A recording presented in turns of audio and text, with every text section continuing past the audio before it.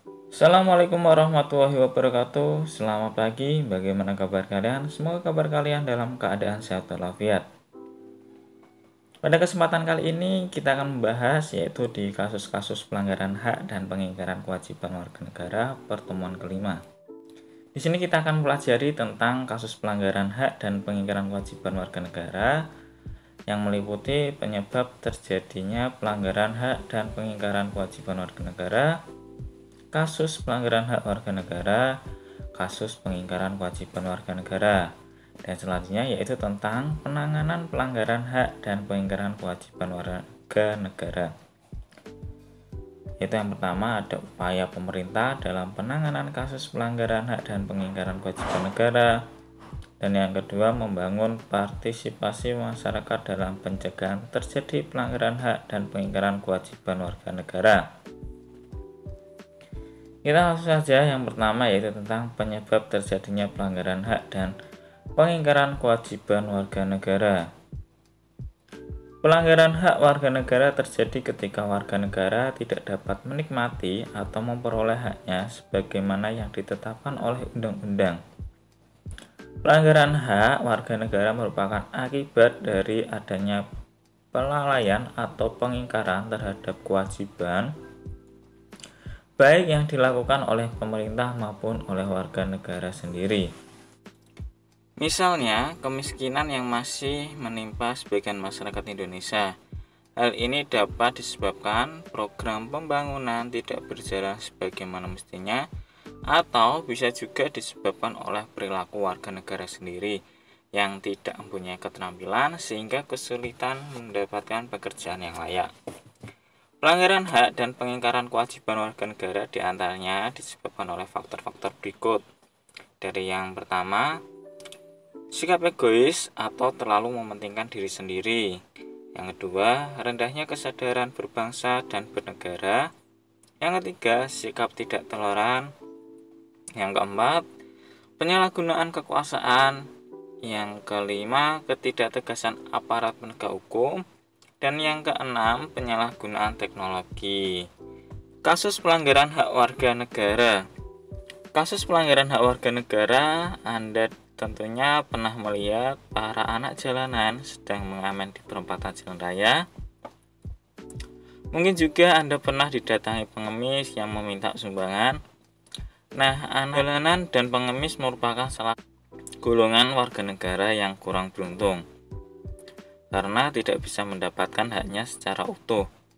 Kondisi yang mereka alami salah satunya disebabkan oleh terjadinya pelanggaran terhadap hak mereka sebagai warga negara. Misalnya pelanggaran terhadap hak mereka untuk mendapatkan pendidikan sehingga mereka menjadi putus sekolah dan akibat mereka menjadi anak jalanan. Angka putus sekolah yang cukup tinggi mengindikasikan belum terlaksana secara terpenuhnya amanat pasal 31 ayat 1 UUD NRI tahun 45 yang menyatakan bahwa setiap warga negara berhak mendapatkan pendidikan. Contoh-contoh tersebut membuktikan bahwa tidak terpenuhnya hak warga negara dikarenakan adanya kelalaian atau pengingkaran dalam pemenuhan kewajiban sebagaimana yang dipersyaratkan dalam UUD NRI tahun 45 dan ketentuan perundang-undangan lainnya. Hal-hal tersebut apabila tidak segera diatasi dapat mengganggu kelancaran proses pembangunan yang tidak sedang terlaksana. Yang ketiga, kasus pengingkaran kewajiban warga negara. Pengingkaran kewajiban warga negara banyak sekali bentuknya, mulai dari sederhana sampai yang berat. Di antaranya adalah sebagai berikut. Dari yang gambar pertama kan bisa lihat, yang pertama adalah gambar membuang sampah sembarangan. Dan yang kedua, melakukan kegiatan pelanggaran lalu lintas. Yang ketiga, merusak fasilitas negara. Itulah kasus pengingkaran kewajiban warga negara yang mulai dari terkecil maupun yang terberat. Dan selanjutnya yaitu adanya penanganan pelanggaran hak dan pengingkaran kewajiban warga negara. Yang pertama, upaya pemerintah dalam penanganan kasus pelanggaran hak dan pengingkaran kewajiban warga negara. Berikut ini upaya pencegahan yang dapat dilakukan untuk mengatasi berbagai kasus pelanggaran hak dan pengingkaran kewajiban warga negara.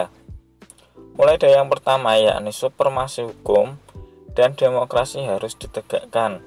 Yang kedua, mengoptimalkan peran lembaga-lembaga selain lembaga tinggi negara yang berwenang dalam penegakan hak dan kewajiban warga negara seperti Komisi Pemberantasan Korupsi atau KPK, Lembaga Ombudsman Republik Indonesia, Komisi Nasional Hak Asasi Manusia atau bisa kalian sering dengar yaitu tentang Komnas HAM, Komisi Perlindungan Anak Indonesia atau KPAI, dan Komisi Nasional Anti Kekerasan Terhadap Perempuan atau Komnas Perempuan.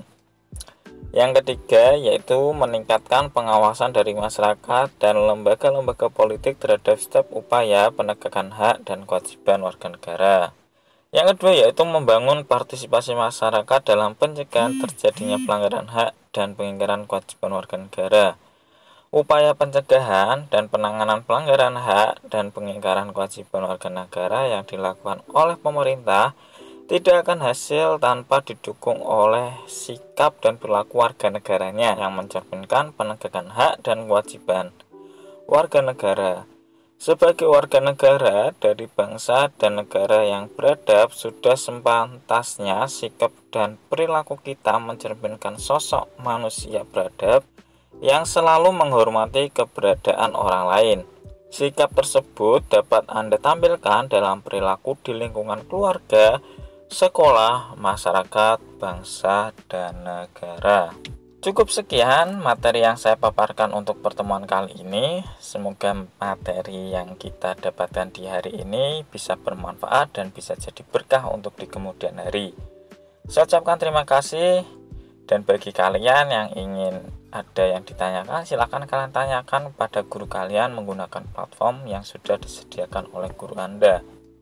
Cukup sekian. Wassalamualaikum warahmatullahi wabarakatuh.